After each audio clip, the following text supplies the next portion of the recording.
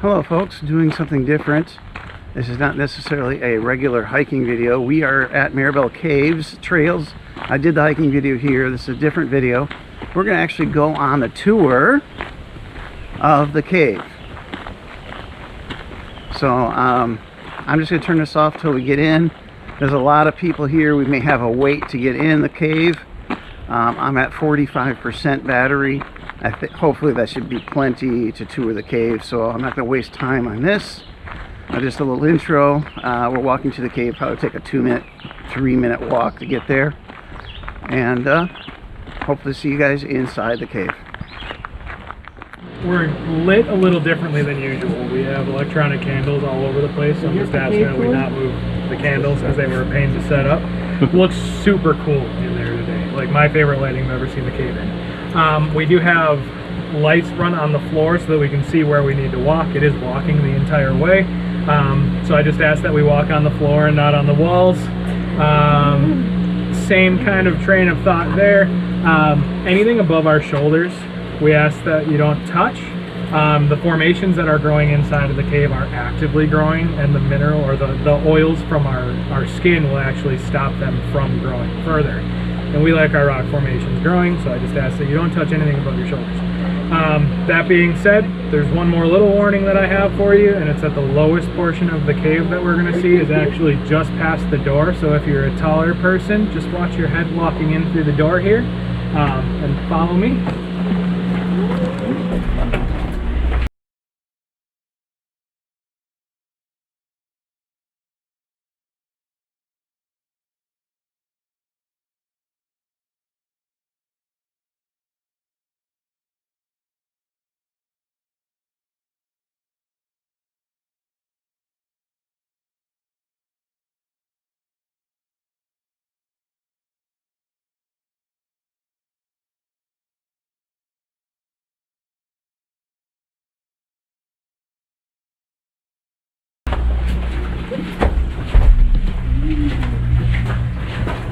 Cool. That's cool.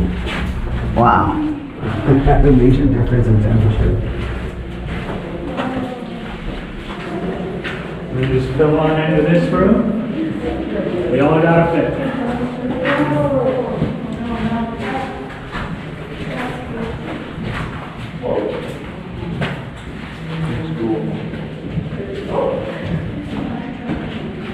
That's cool. I think I have the same projector at my house. Yeah, I found it in the garage back up top. It was great. Yeah, fill on in so everybody can fit. Welcome to Maribel Nicole Cave. This is the biggest room in the cave. It is called the Halloween room. The reason why it's called the Halloween room isn't because it's spooky or anything like that, but because we discovered it on Halloween night. And by we, I mean cavers well before my time with the organization here. So finding it on Halloween night and then breaking through into this room where they were in the company of about 200 bats made the Halloween room the perfect room name for this particular part of the cave. One thing that I will say about bats since we're here is that we do not currently have bats in the cave. They are up in the treetops freezing their pups for the summer while it is warm. They'll come back in about October when it starts getting colder outside at night than it is inside the cave. Speaking of cave temperatures, you'll notice that it is a little cold in here. 47 degrees all year round inside of this cave, which is perfect for me. That's walking around temperature, but some people, by the time I'm done with my tour, they're shivering a little bit.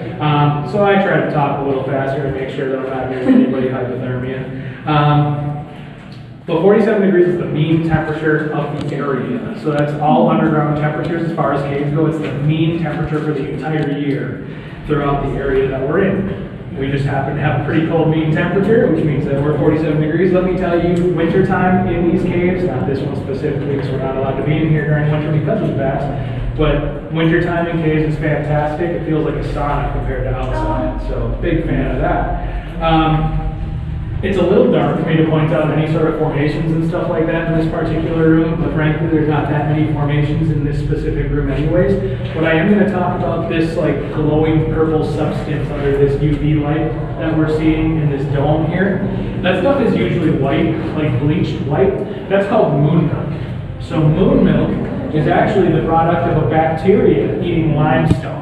So that white stuff, or purple in this regard, is actually the waste of a bacteria that is eating the limestone inside the cave, coming in every single year. That white stuff, their waste, is chemically similar to like Pepto-Bismol, Tums, or antacid. It actually, moon milk used to be prescribed by doctors as late as the 1920s for chronic stomach pain, ulcers, things along those lines.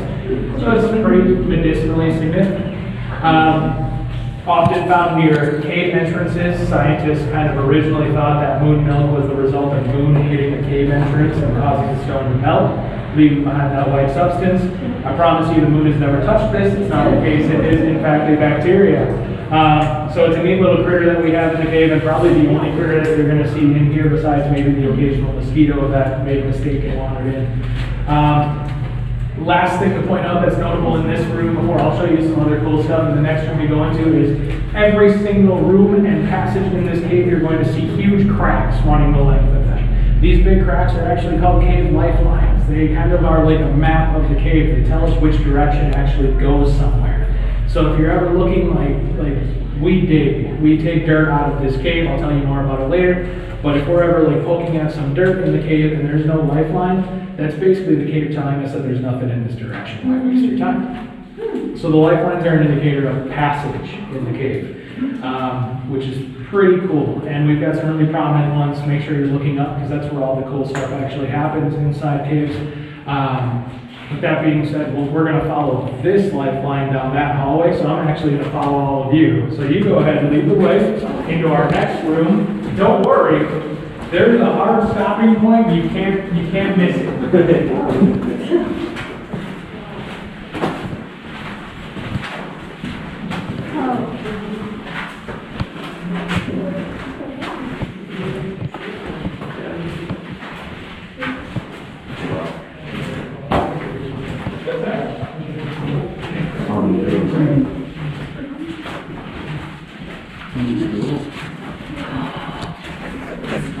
We don't normally have the little electronic candles. Normally it's these bright LED lights, so everything is just daylight in here.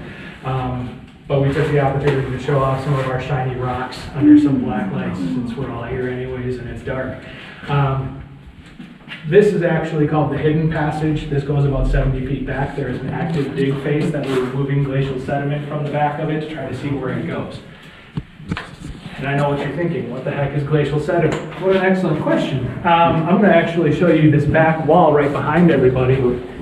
So, back here, you'll see a couple of different colors of dirt in this general direction. At the very top, that really dark kind of black dirt, that's fill, that's just normal topsoil, stuff that you walk on top of every single day. You can actually see some roots growing out of it because the surface is just past there. This is the biggest entrance to this cave. We don't dig here because we don't want to have to put a big steel door in front of this, of course.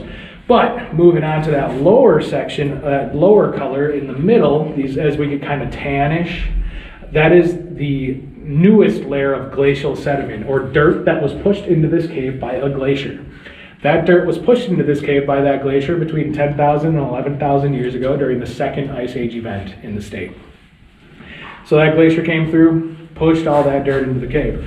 The lowest section, hiding back behind our glowy rocks and uranium glass there, is this layer that has some yellows and like dark black areas mixed in. That's the oldest sediment inside of this cave, pushed in here by a glacier about 24 to 25,000 years ago during the first ice age event coming through the area. That's the glacier that was actually the end of the Solarian Sea, which we are standing in what used to be the Solarian Sea currently. So this is an example of the sediment that we're removing, this glacial sediment deposited by glaciers, two separate occasions of glaciers depositing that stuff, packing this cave essentially to the ceiling with dirt. So we like to dig that out to bring it back to how the Solarian Sea would have formed this cave back before the glaciers pushed all that water out of here. So that's a little background about like the whole cave restoration, some people use the term excavation, you name it. We dig dirt, it's what we like to do. But now we'll kind of redirect our attention towards the ceiling. So like I said, looking up is really important in caves. It's where all the really interesting stuff, and this room actually has some formations. This room actually has some formations that are specific to this room in the cave and aren't found in other areas. First thing that I'm going to point at is this section of ceiling right here. If you look at this section of the ceiling, you'll notice that this limestone has some really interesting textures to it. If you look at it longer, you start to think, golly, some of those like swirls kind of look like ocean coral. It's called cave coral. It's the result of corals being pressed up into the ceiling over and over again with water as the years went on. So that's not really fossilized coral, but it is in fact the rock literally taking the form of the coral, making it a rock formation, which is pretty cool. There's a second type of cave coral in this room, and you're not going to see that anywhere else in this cave or in this park for that matter. And it's right over here. This fuzzy looking stuff, this bumpy looking texture on this specific wall. So this is another type of cave coral. It's called cave popcorn. Cave popcorn is formed the same way. It is the result of sediments getting pushed up into the ceiling, creating this formation. Our cave popcorn is very, very fine, and if you've been in any caves down south in the United States, you'll notice that it gets into like popcorn kernel-sized bumps sticking out of the wall. Cave popcorn, I assume, got its name because it looks like the dirtiest popcorn ceiling I've ever seen in my life, but don't hold me to that because science might have something else to say about it. But we do have cave popcorn in here. Additionally, there's this ledge that I want everybody to direct their attention to. This ledge right here is called flowstone. Flowstone is what we thought the cave floor was when we first entered this cave. That little thin layer we thought was cave floor, meaning that that would have been the floor that we were crawling on when we first broke into this cave. Very clearly not the case. That broke under the weight of a human body, showing us a whole bunch of sediment that could be removed, making these huge passages that we're standing in now. So if you're looking up, you're going to see a lot of flowstone throughout the cave. But something that I personally think is cooler than flowstone is the first calcite formation that I'm going to show you all. Do you see these little trail-looking things along the ceiling? Oh. They almost look like snakes kind of running along there. So that is the result of water depositing minerals on the ceiling, making these little ribbons. In fact, they're called cave ribbons. They are a type of cave drapery, so they are calcite forming on the cave ceiling. Most of the formations that we're going to see in this cave are calcite formations, and I'll point out a whole bunch of them in our next room. That being said, that's about the most interesting formations that I have in this one, so I'm going to lead you to our next room so we can see some more formations. So follow me.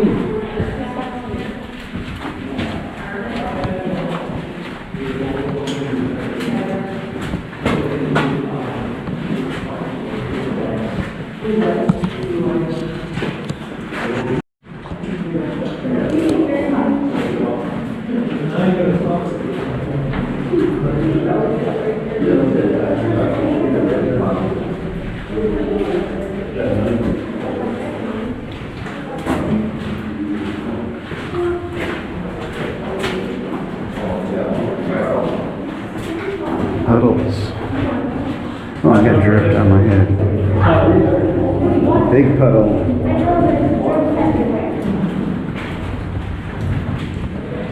Yeah, it's dripping on me. There's some little shelves.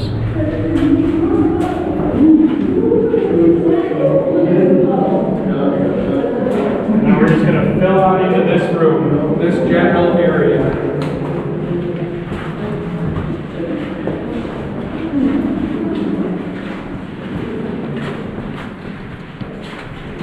We can kind of just work around just so we can all fit in here.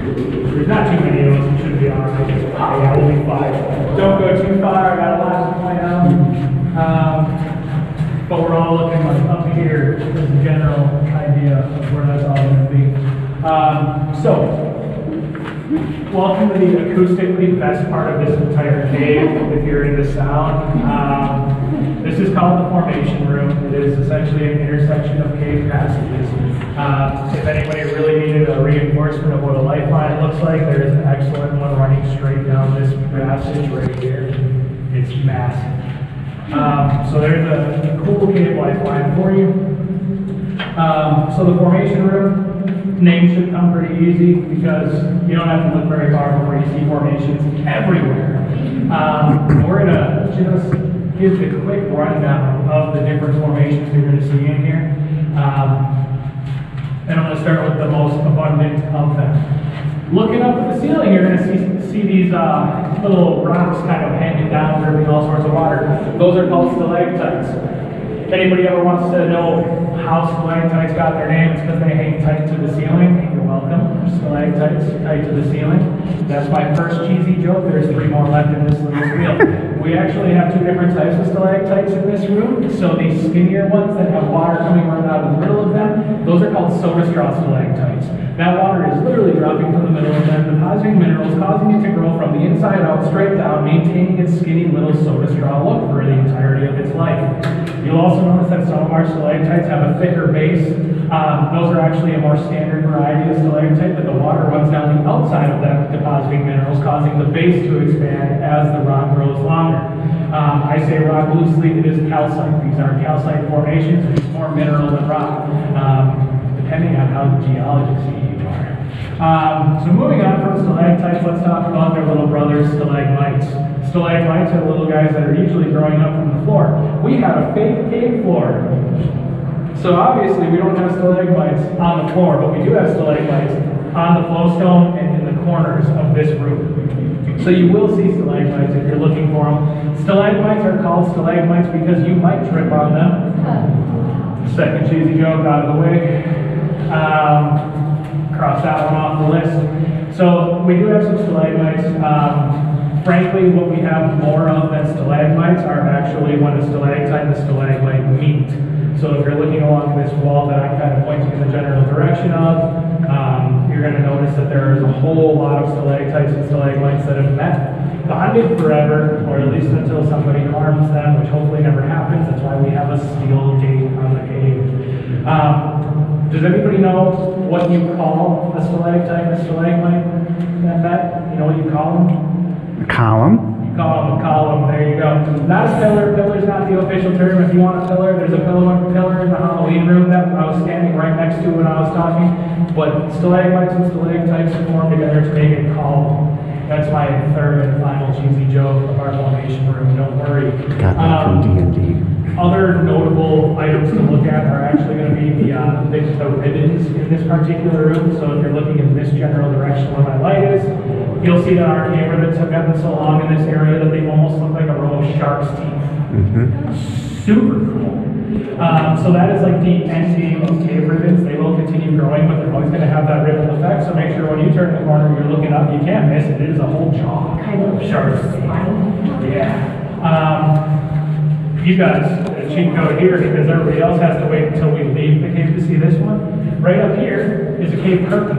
It's a type of cave drapery that's just like a ribbon. It takes on like a Broadway type of curtain effect.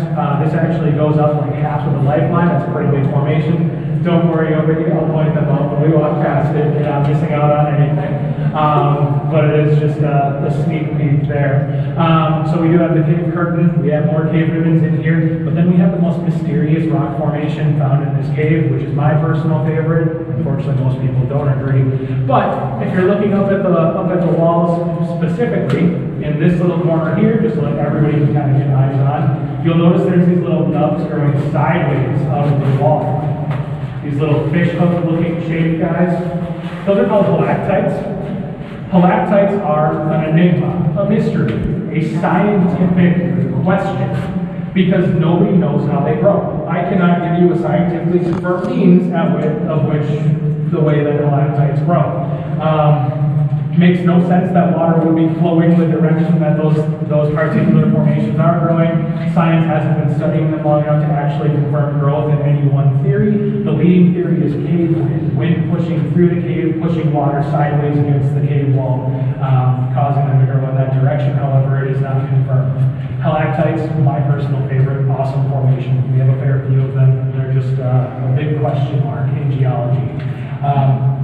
One more formation that I want to show everybody, but I have to squeeze into this hallway to show everyone. We should all be able to see it, though. You can stay. Don't worry. Don't run away. I'm pointing at the last formation that I want to show everybody. So where my finger is pointing right now, I want to make sure that everybody gets the opportunity to see it. This is a type of cave ribbon. Water flowing off the cave wall, depositing minerals, creating this little cave ribbon. This ribbon is extremely special. This ribbon is unlike the other ribbons that you have seen. This ribbon, when you put a source of light behind it, looks like bacon. So this is actually called cave bacon. It is the correct amount of iron deposited into the calcite that formed in the correct thickness to actually create this bacon-like effect when you shine a light behind it. Cave bacon is reasonably rare. We have a pretty good size piece of cave bacon in this particular cave, though it does look a little fatty, meaning that we are short on iron in the soils above our cave. If you go into caves that have darker cave bacon, that have more iron, you'll find that it looks a little less fatty and a little more lean, like the really expensive, like Trader Joe's bacon that you can get. Additionally, really great examples of stalactites leading right up to our cave bacon. So make sure you're looking up in this direction. So here's our cave bacon. That being said, that's usually everybody's favorite formation in the cave, for obvious reasons. Next stop is actually going to be the very back of New Hope. So we're going to take a walk for like the final stretch of like footage that we're going to see, and then we'll come back after I'm done yelling at you a little bit more to talk about the last room that we're going to follow me.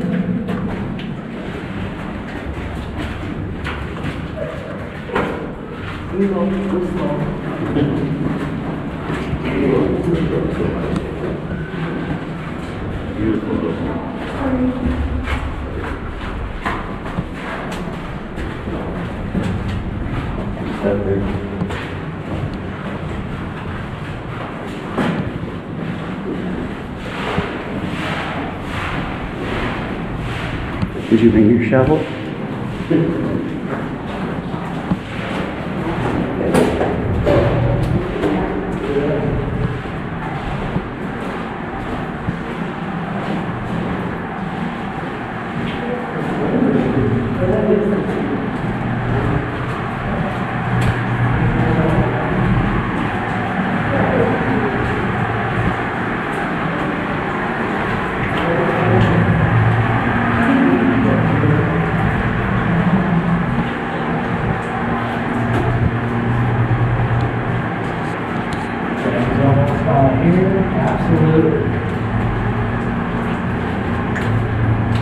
Sorry for making you walk into the coldest part of the cave along the wettest floor that I have to offer. However, it is well worth coming back here. This is the end of New Hope Cave. We don't go any further. The reason for that is because behind me is the spring cave. The literal water flowing out of the spring cave door is behind us. So we're about 70 feet away from the entrance of the spring cave as it sits right now. Now, why stop here? Spring cave is privately owned and we respect property rights. So we'll never dig past here. It's not in our intention to expand beyond there. We know for a fact that it is the spring cave. They are a connected cave system. But fortunately for you all, even with that pump running, as we work our way forward, after I remove myself from this little corridor and go behind us, you'll be able to hear the spring running, and it's super worth hearing, especially because it's been so wet, so it's a little faster. So I'll stop yelling at you so that you can all kind of work your way up here, hear the spring, and I'm going to meet you back in the room that we just came out of, so make sure you're listening, and I will meet you back in that direction. And we'll talk a little bit more to close on our tour.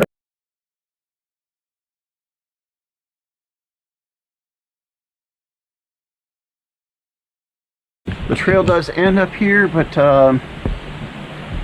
it's supposed to be a spring here. And again, I've seen videos or pictures of it. Oh yeah, it just ends.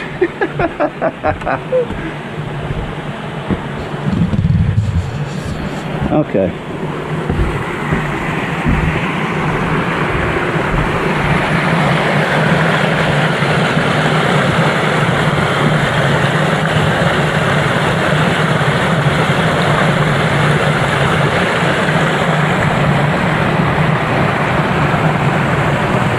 I thought it would get up to the top and then end, but no, they got that under lock and key.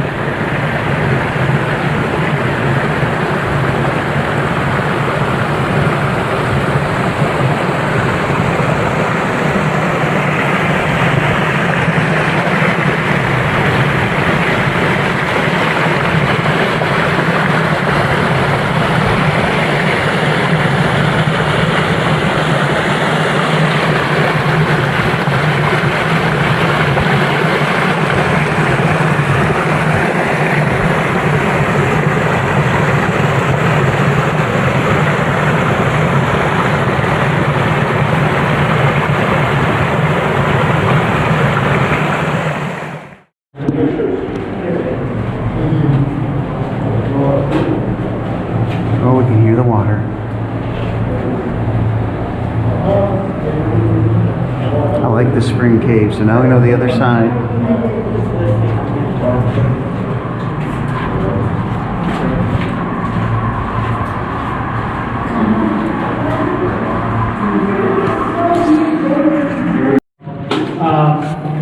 That being said, I want to talk a little bit about this dome. This is like the last little room that I really stop in, kind of the last official part of my tour before I tell you all to just hopefully find your way out and not get lost.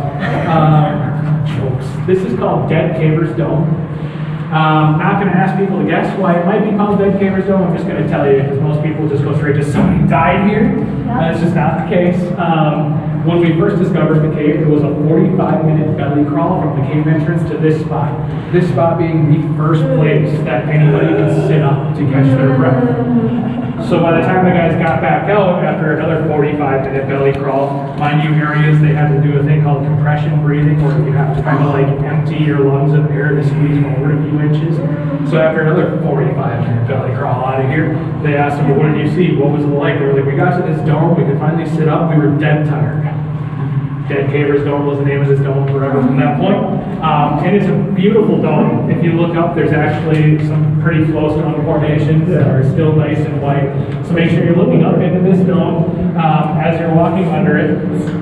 And then to the left of me is actually the loop passage, we call this. The loop passage is easily the most convenient passage in this entire cave because when we get to this point where I have to send everybody back out to the cave entrance, there's just an extra few feet of cave here, and the perfect view of that big cave curtain that I showed you before in the formation room that I'll have my flashlight on so everybody can actually see if you didn't before. So I'm going to have somebody lead the way through the loop passage, go ahead, and I'm going to go this way. So I can go like, oh my God. He's going to shine from this way. It's just a little, it just comes from that way. Can you imagine how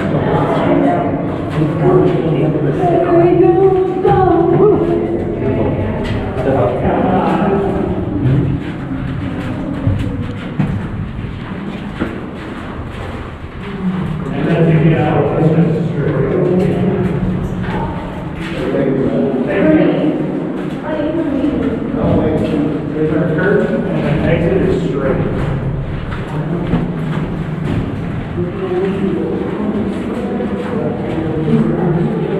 Thank you. Thank you.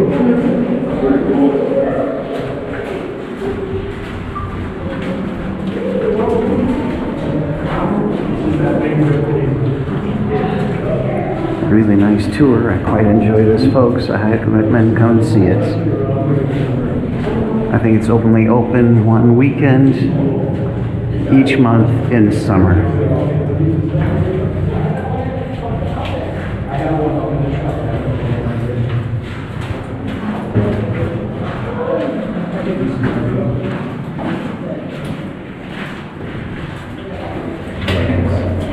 Yes, this is very nice.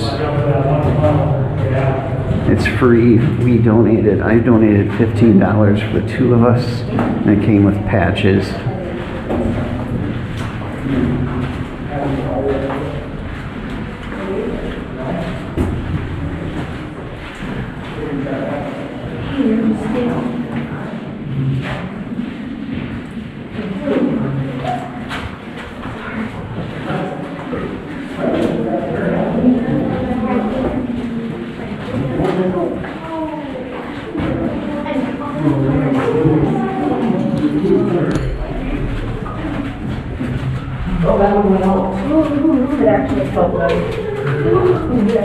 Well, folks, hope you enjoyed that video.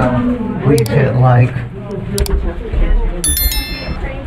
And they sell stuff here as well. For many, many years. And people would come from Milwaukee and Chicago. And they used to bottle the spring That was really cool. The one that's between Madison and the Wisconsin Dells, I liked it more, but this is still an amazing thing to do. If you're in hiking around here, hopefully it's in summer. If you hopefully catch the weekend, it's open. See you folks another time. Please hit like, subscribe, or follow my playlist in some of my videos for hiking. Bye-bye.